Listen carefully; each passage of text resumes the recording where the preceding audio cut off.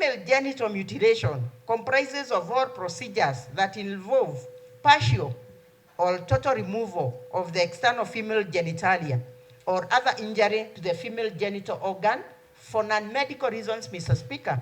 The FGM is now firmly into the Sustainable Development Goals, targets 5.3, aiming to eliminate the practice by the year 2030.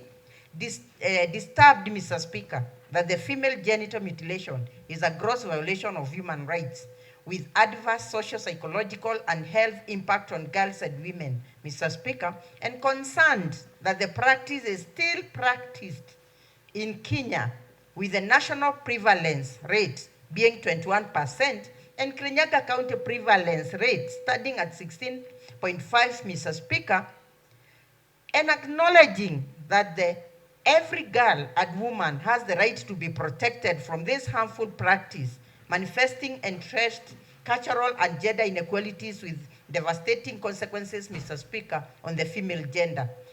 That this assembly resolves that the county executive member for gender and youth puts measures for mitigating and putting to an end this archaic, barbaric, and backward practice of FGM in Kirinyaga County, Mr. Speaker. Key being, 1, sensitizing the community on the risks and harsh realities of FGM, Mr. Speaker. 2, involving the elders, religious leaders, and community leaders in the fight against FGM. Number 3, Mr. Speaker, developing programs aimed in educating and creating awareness on the girl child on their rights over what happens on their bodies. And finally, Mr. Speaker, keep pushing for shaming, arresting, and prosecuting of the perpetrators of FGM, among other measures of mitigation, Mr. Speaker.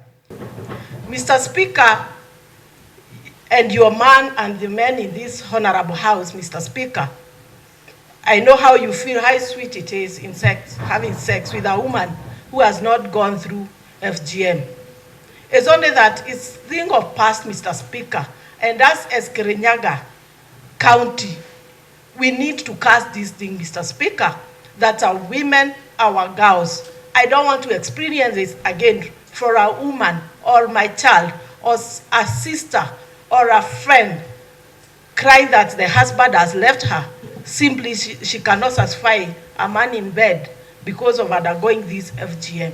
With their Women Caucus committee, they are supposed to come up with programs through the Ministry of Gender on capacity building and sensitization to the members of the public so that they know how best they can tackle this issue, because it is very disheartening that it is happening in our county, Kirinyaga.